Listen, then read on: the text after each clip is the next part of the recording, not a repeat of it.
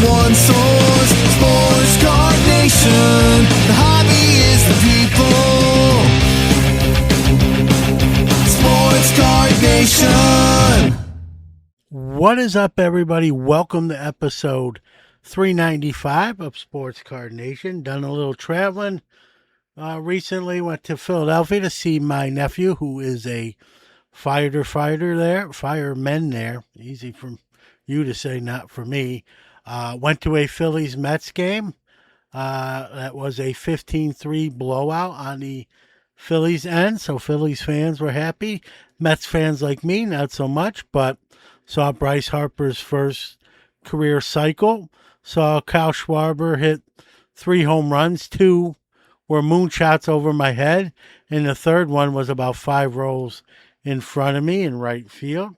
Had a great time with my nephew. We went to FIFA World Cup Fan Fest, which was like 2 blocks from his house, which was really cool. And I always watch the World Cup when it's on, but I think a little bit more with this year's edition. I don't know if it's because it's stateside and on North America with the United States, Canada, and Mexico hosting, but I've been watching more games. Obviously, the U.S. has been successful so far, so that always helps as well. So, but want to thank our sponsors, as always: Iron Sports Cards, Sports Collectors Digest, Hobby Hotline, Upper Deck, Card Ladder, and CTCA. And for those that don't know who CTCA is, it's a Certified Trading Card Association. I'm a proud board member.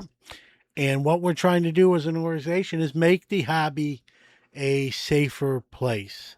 So if you Google, or you go to ctca.com, but you Google Certified Trade Card Association, you can become a member and see all the great things that we have in store for you to make the hobby a safer place.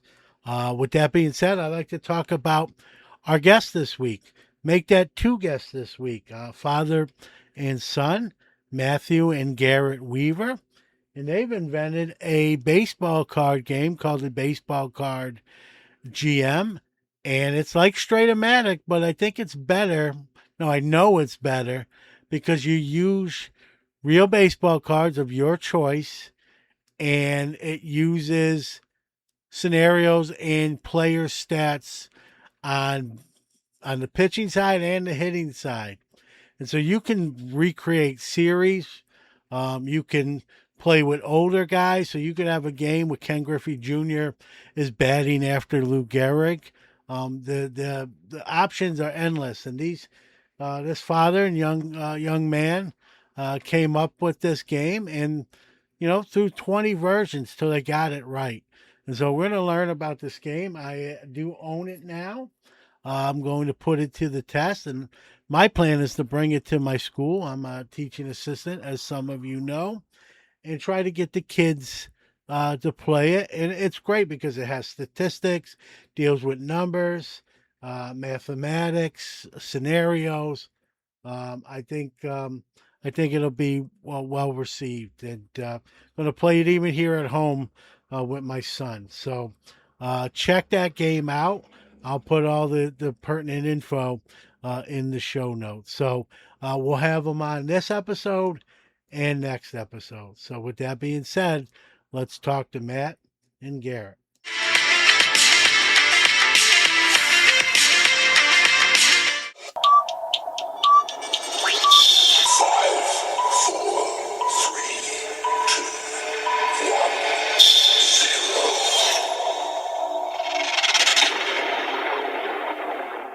All right, real happy to be joined by the next 2 gentlemen on the Sports Card Nation guest line, father and son from the Philadelphia area. And they've created a baseball card board game, using baseball card. It's called the Baseball Card GM, General Manager board game. And I'm pleased to welcome Matthew and Garrett Weaver. Hey, how are you? Good. All right, I'm going to ask this to you, Matthew, first. Obviously being older, like with baseball cards or just sports cards or any trading cards in general. what's your first memory? Did you collect as a kid? What was it? I know you're in the Philly area. Was it Phillies cards or Philly team? Just kind of your background, where the hobby started.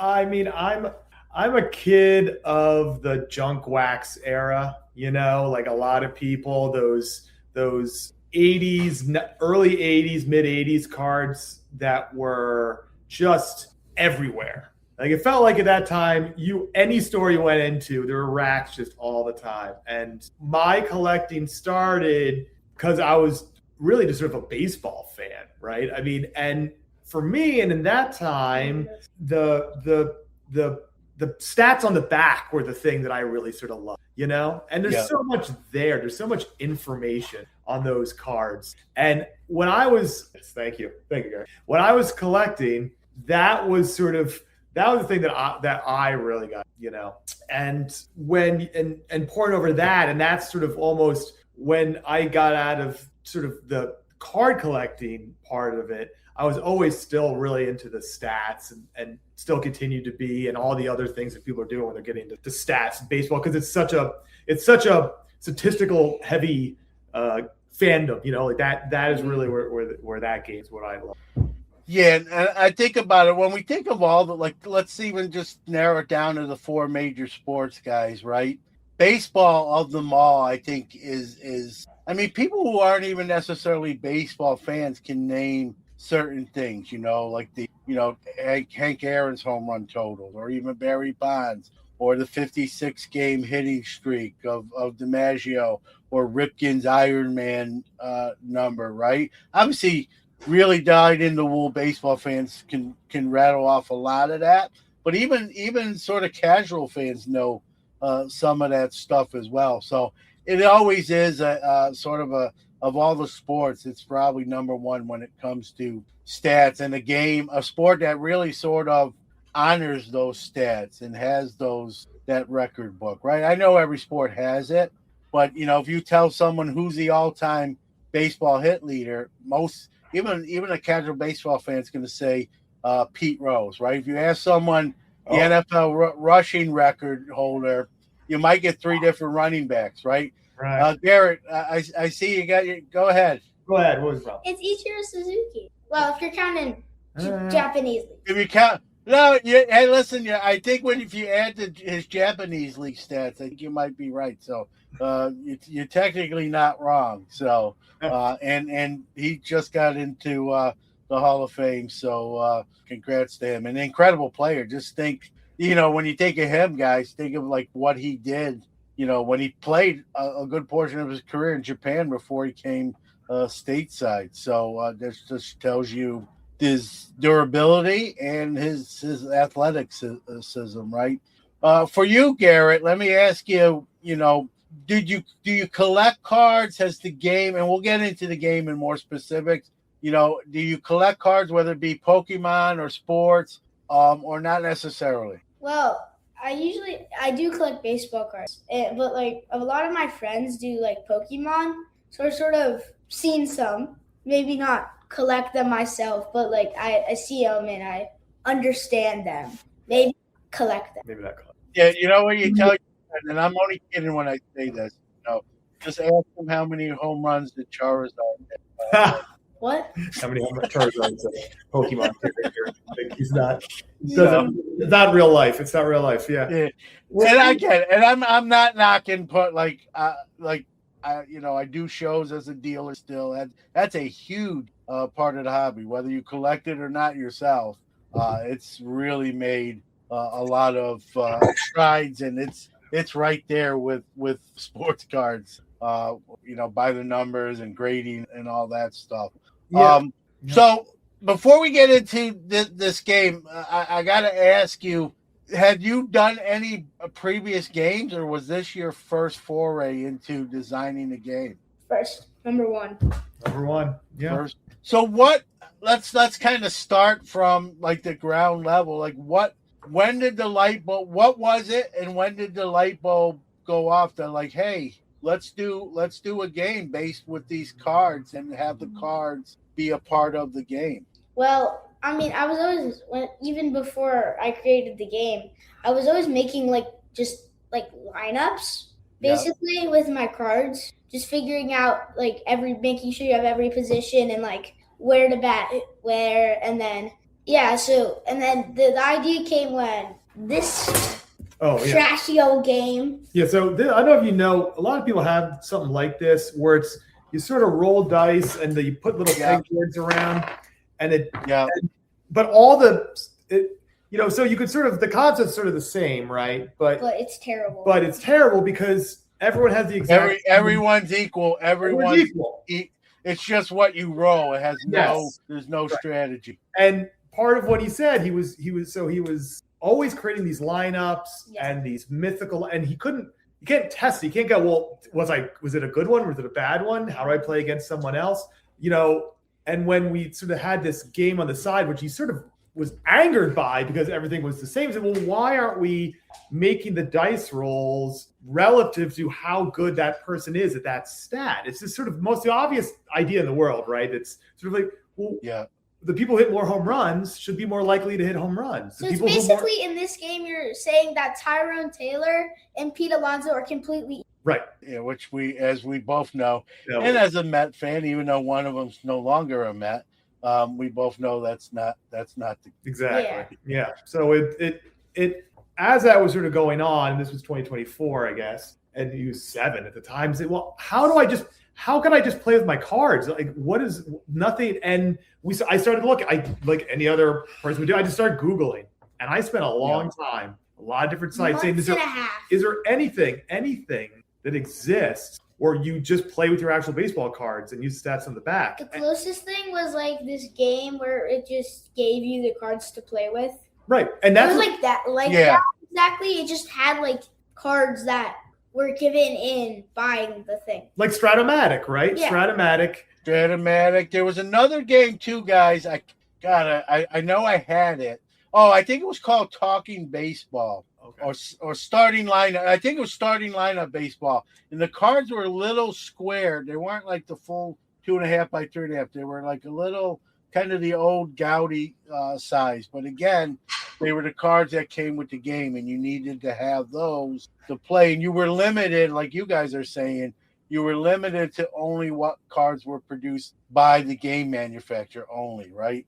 This, the way you guys, have designed this, you're sort of opening it, which I love, right? It really opens the platform up to anybody's cards. Is there, getting ahead of ourselves, is there rules like you can't stack your line? Like, can you if I'm playing versus you, Garrett, could I just bring all my best cards or is that sort of what it's designed to do, where you bring your best and I bring my best, and then we let the chips fall where they may? So I mean, yeah, but just in best cards, what do you mean? Like you mentioned, like, let's use the example.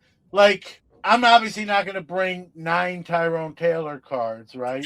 But I could bring like 9, Juan Soto cards. And again, I'm sure the rule means you have to have, you can't have 9 of the same guy. Yeah. Right. But what if I brought like the 9 best players, in baseball, or arguably the 9 best players?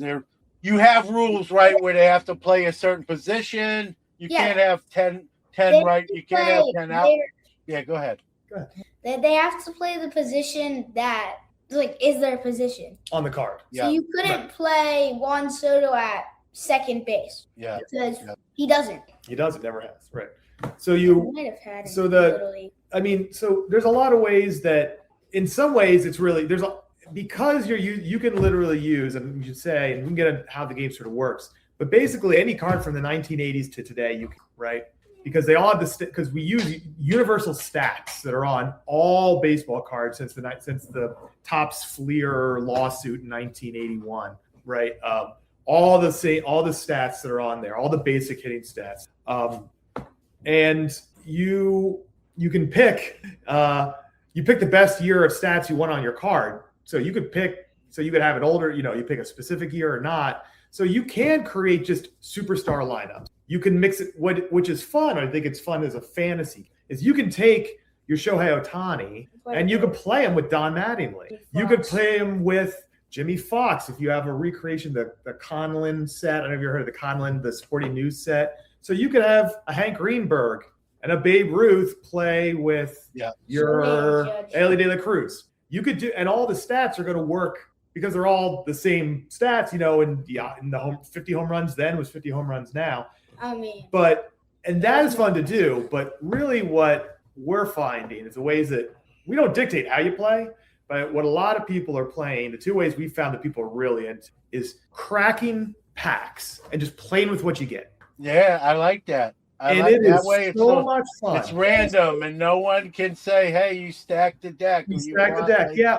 You just get two those fat packs with the 40 cards. That way, you got every position covered. You're gonna have, and you get. Look, you may get Cal Raleigh, and you may not, and you may get someone else. Yeah. But it was just random luck of the draw, and you crack it open. We get a lot of people, and what we do when we send the games to reviewers, especially board game reviewers, people who were collectors but maybe aren't necessarily today, we send them old Junk Wax era packs from the 80s and 90s. Yeah. You can get cheap. You can go get a whole lot of them, and you crack them open, and you just throw out the gum, and you go, look, I got these. I remember these cards as a kid, and I'm opening these packs first time. It's great. And it's great because it utilizes these cards again, where people are throwing them out or burning them and that sort of thing. So I love that, right? So let me ask you this, because I haven't obviously played the game. If I have a card, let's use Albert Pujols, right? And it's a late in his career card, so it maybe has 10 or 12 seasons listed on the back of that. Are you using a specific season or just the sort of the average total? Like what determines what player, like with the dice and all that goes? You would handle a little bit, or should I? I mean, you talk about the year. You have to pick an individual year. And for Albert Pujols, I have him on a lot of my teams because he's good. He's very good. Yeah. I usually use 2012. It has home runs. He's the home runs. He edges out for the home runs, the doubles, and hits.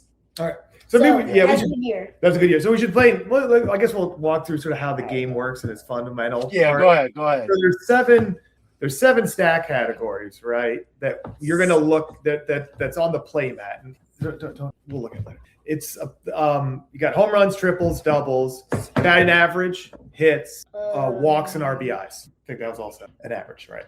And every time you roll two dice, so you're gonna have your card, whatever card is Andre Dawson, right? You look it over and you say, all right, I'm playing Andre Dawson. I'm gonna use the year he was the MVP. And he had 48 home runs that year, 49, and you said 87 Cubs. Roll the dice, and it's gonna fall in one of those seven columns of categories: RBIs, doubles, wherever that dice roll lands. And say it's home runs. You're gonna look on. It's gonna tell you. If he has over so many home runs, he gets a home run. And if it's under that, it's going to be a fly ball. So people or fly or whatever. So, or if it's over so many walks, he's going to get a walk. If it's under that, it's a pop up. Or if he has so many hits, it's a strikeout.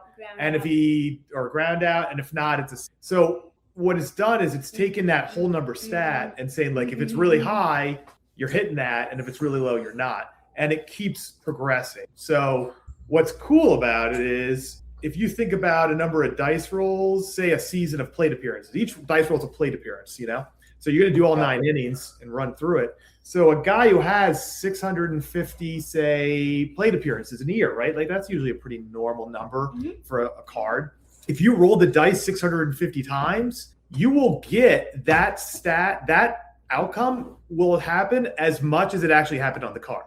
And that's sort of what cracked the secret sauce here, which is sort of what Stratomatic sort of does, but they hide it behind their cards and their rolls, but we just sort of translated it. So if you have over 20 home runs, but under, say, 50, you are going to roll about 25 home runs over 650 rolls over a season of plate appearances. If you hit over 50 home runs, you have 2 chances to hit that home run. So you actually will roll 50 or 60 home runs. Same with walks and doubles and triples. So it's not just using the numbers on the cards, it's actually replicating the numbers on the cards with the same probability. So you get very, very real outcomes. You will get games that are, 5-6, 8-2, whatever, and because we've set it to those whole numbers on the card. So when you pick a year, 261 times. 661 times. Yeah, I wouldn't do that. I wouldn't do it. And when you do it, that means that it matters what year you're picking too, right? Because some years guys are great in doubles, but they didn't hit the home run. Some years their home runs not doubles. Some years it's average, but they didn't get the triples or they had not as many walks. So you're looking through and you're building your lineup, going, all right, well this year I'm going to use him. I'm going to use him this year because he's my doubles guy. I'm going to bat him second. I'm going to get him on. But my 50 home run year guy, I'm going to put it 4 because I know he's more chances to hit home runs than someone else. So you're building all the stats out that way. And that's when you're really thinking about it. You're going in beforehand and thinking about like, oh man, how am I going to build my lineup to take advantage of those stats to maximize what's going on? I love it because like you said, it makes the players' outcomes more realistic and based on your lineups, right? The game outcome are realistic. Someone's at my door. I've got to get that. Be right back. Hobby Hotline is the hobby's only live interactive call-in show. Join some of your favorite hobby personalities every Saturday, 11 a.m. Eastern, 8 a.m. Pacific, to discuss the hottest hobby topics. If you miss us live, catch us after the fact on all major podcast platforms. Follow us on socials at Hobby Hotline. Sports Card Nation has returned. I'm assuming even before I ask this, but I'll ask it anyway. Like, is it the same way too with the pitchers? In other words, is Greg Maddux probably going to outperform Steve Traxel, both on the same rotation, but one is obviously an ace and the other is a 3 or 4? Yeah, that's exactly right. So you have your ace pitchers. As long as your pitcher meeting certain thresholds for earned runs and wins or saves, right? Or over 17 wins, 16 over wins, 250, under 2.15 ERA, and over 36 saves. Right. So those pitchers, what they do is they change that cutoff line the batter has to. So it makes it harder, right? So all of a sudden, you had to hit 40 home runs, but now you have to hit 46 home runs because your pitcher you're facing is so much better. And it goes lefty-righty. So a lefty-lefty matchup means you have to hit the bar goes higher, but a lefty-righty doesn't go quite as high because lefty-righty is a better matchup than lefty-lefty. So you're bringing in you're not only thinking about your starter, but you're also thinking about, man, what am I bullpen going to do? How am I going to bring in my Steve Bedrosian or John Franco, because I know I got a lefty and I know he's got the save bonus, so I know I can put him up against, a lefty because I got John Franco coming in. Like that's all built in the game too, along with all the stuff about double plays and sack flies and stealing bases and all the other little things you want to do at a baseball game. And you're moving the cards around the bases as they go. So all that stuff is all built in. I love it. Yeah, go ahead. It's basically always lefty, right, or righty, lefty. Right, switch hitter. Yeah, switch hitter is fine. You can choose whatever you want. Fine. Yeah. It's the low add-on, but it's not as worse as it could be. Yeah, and obviously you want a righty or lefty matchup because that's harder to the stats play out that it's harder to hit. I mean, pun intended, guys. It seems like you really covered all the bases, but let's get back to so you had 20 renditions before you finally were comfortable. Kind of talk about that process. Like, what did you run into where you're like, hey, we gotta fix this or tweak this or add this or take this out? Some of the stuff that we did add in the later versions were the pitcher and hitter bonuses, we like to call them, and the double plays and stealing and sacrifice flies. Right. But not everything we've had since the start, and we've changed a bunch of cutoffs, and we've changed some of the outcomes because if you have a lot of hits, you're least likely to hit a fly ball or strike out. You're more likely to ground out because like you make contact, but you don't really hit for power. So you most likely hit it on the ground somewhere, like a hit would normally be. Yeah. So, I think when we just originally we knew we had 7 stats because we had my cards from the 80s and his cards from today and everything between. And we said, all right, what stats are on all those cards?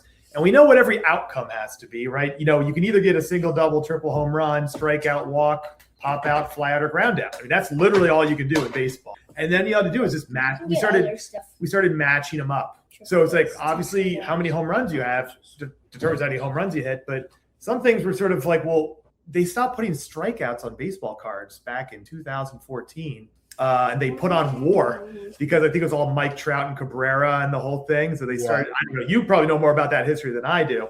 But when we looked at that and we said, oh man, how are we going to build strikeouts in if we don't have a strikeout stat? So, we said, look, we'll sync it up to number of hits you have and maybe how many triples, because triples have been going way down. So, and strikeouts have been going way up. So we had to shoehorn some stuff in there.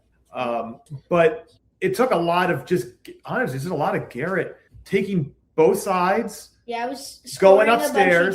Go upstairs. He'd play against himself and just keep scoring. Yeah, I was scoring a bunch of games. And we'd come back and go, "Oh man, there's too many triples." There shouldn't be having this many. So triples. it was a lot of trial and error. It took. It was probably 6 months or more. Yeah, I probably scored about 16 games. 16 games himself, and we go, "Oh man, this isn't working. We got to change this." Yeah. Oh, this isn't quite, and we would tweak, like you said, we tweak a cutoff and say, all right, well, let's get it to here, not there. Let's try to be fair to certain eras of players. And that, along with that sort of statistical element of like, look, this is going to be 650 at bats. And we know by the odds of a dice roll that it's going to be a 1 in 18 chance or a 1 in 36 chance. We can work out what those cutoffs are. But it really was just Garrett plodding away at it. And his younger brother, Simon, who's now 6, but was 5, would be our playtester too. He could roll dice. He could look at a card. He didn't know all the subtleties of it, but it's a game that in its essence, a little kid can get it because they know what the stat is and they can roll the dice. But the sophistication is the adult level of drafting, thinking about your history and what kind of team to build and everything else. So you're saying I can't do it? Because it's for adults. I'm not an adult. It's 7+. Oh, that makes sense. You know more than most. And that trial and error is what built us out long enough to where we had it basically on a piece of paper. Look, we never decided, we didn't want to invent a game. I mean, we wanted to invent a game where you had to, but it wasn't like, hey, we're going to go invent something and go. When we did say, we started playing with friends and stuff. And when his friends would come over, that's when we realized, man, people really like this. We put enough in and people are going, man, this is really good. So we went and Garrett just hand drew the original playmat on a piece of paper so we could have a place for the cards and the bases. And we'd print out the rules and just stick it on the pad, stick it on the piece of paper. And we played that for another couple months before we said, you know what, this is so good and people are playing enough. Let's go. We printed a version on paper. Good paper. Because before we drew one out. Then we printed one when we made it more official. And then we started neoprening. Yeah. So it was on paper. And I had it designed so it looked like a baseball field.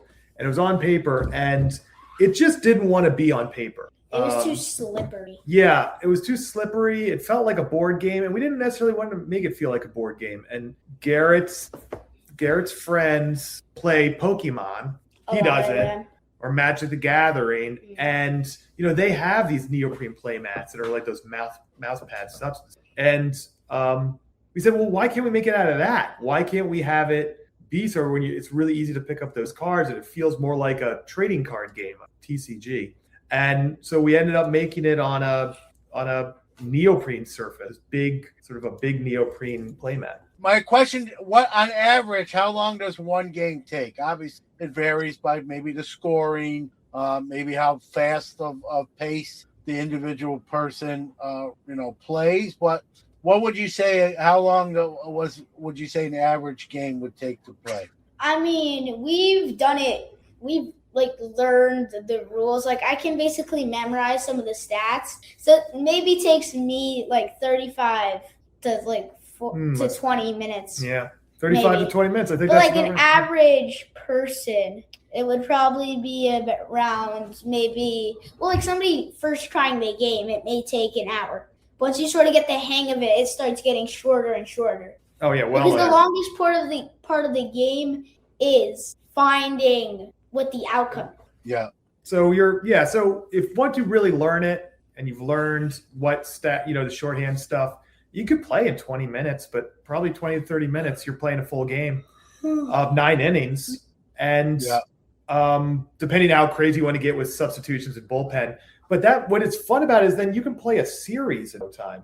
You don't play just one and what we're talking about, sort of cracking packs and playing teams. But what we've also done, and people have done, because we know people who've reached out to us, you go out and we got, for instance, someone gave us as a gift the 94 Top Speed set. Yeah. 92, And 94, 95. So you go out and we recreated the 93 playoff teams because we're Phillies fans and I was Phillies guy in 93. Yeah, that's a good year for Phillies. Yeah, great for. So we had the 93 Phillies, the 93 Braves, the 93 White Sox, 93 Blue Jays. Let's recreate the series because the game's we could do it in a weekend. We can play out that actual series with those stats from that stat year. And see what happened, which is so cool. Like you can do that too. You can say, like, we're gonna take the 91 Reds or something and some A's team, and we're gonna see what the Bash brothers can do. Like that, and you do it quick. Like it takes more time to find the cards and build it than it does to play the game. So you play a game series and you go, okay, that was cool. I just recreated the World Series with the same starters. You can look really back fun. And find the starting you look back and you find the starting pitchers and you say, all right, we're going to make a rule that the starting pitchers can only work, they need 4 days rest. And you can make all the rules of real baseball. You're like, oh, your reliever can't do more than 2 games in a row, and you rest the catcher every 5 days. You do all that stuff with the actual teams. We played a season and used some dialogue of like who started in like your rotation and who like your catcher was for the game to make sure like you actually rested them. Right. The Sunday, like most MLB teams do it. They put the backup in the backup catcher. The backup catcher starts on the Sunday. Yeah, you can build that up. Build it all in. I love that. He does it multiple days. Will Smith is taking a bunch of anyway. You know what I love too, guys, and I'm sure you thought this is probably in some of the thinking too, is it's a great opportunity. Like obviously Garrett wasn't around in '93 like we were, Matthew, but now he's getting to know those players and what kind of players they were. Yeah, and he's learning sort of the history of baseball through the game itself. And I'm using him as an example because we're talking to you guys. But anyone else who's playing it that's on the younger side, that's using cards that are players that played before they were even around, right? They're going to learn a lot of those things from those stats. And I think that's great. So we get, it's not just, hey, I'm going to beat you. It's you're getting the baseball education in the process, right? And I love that aspect. Was that something you were thinking about, or just something that naturally happened? I mean, for me, I love showing him players from that junk wax era, that a mile collection, and comparing it to today's players, and him really realizing what stats are relative to each other. Yeah, and they're pretty off. It's definitely a byproduct, that sort of nostalgia, that sort of hidden nostalgia, and him learning more about baseball. I think the idea of learning more about the dynamics of double plays and sacrifice flies and all that stuff came out of this too, because he was learning little league rules and everything else, lefty righty matchups. But my joke was, he'd say, oh man, Ellie De La Cruz, he steals so many bases. And I go, let me show you Ricky Henderson. Let me show you Vince Coleman. 130. 130, 140 stolen bases a year. He goes, that can't be right. I go, nope, that's right. That's the difference. And back then too, Garrett, they're stealing second, they're stealing third, and they're always at risk of the plate if the pitcher or catcher is caught off guard. Those were I know we have some new rules today that make it a little bit easier to steal, but those guys didn't have those rules and put up those kind of numbers because they were just that good. Thank you to Matthew and Garrett Weaver, and that was part 1. Next week in part 2, we're going to learn more about how they settled on the final version, materials, products, the difficulties of getting a game out there. But check out Baseball Card General Manager, and I think we've all, for baseball collectors, I think we've all played some sort of baseball related game, whether it be fantasy leagues, rotisserie, video game versions like the show. In my case, I've played Straight-O-Matic, Out of This Park as well. And so, this is cool because you can use your own cards and play the game however you want to play it. So check that out, and check them out next week. They'll be back for part 2. We're going to wrap up this episode with our Hobby is the People announcer of the week and some other closing items. Thanks, everybody. Time for our Hobby is the People announcer of the week. Hello, Sports Card Nation. This is Al from Iconic Baseball. Keep collecting, stay iconic, and above all else, remember that the hobby is the people. If you'd like to be the Hobby is the People announcer of the week, do a WAV or MP3 file and send it to sportscardnationpc@gmail.com.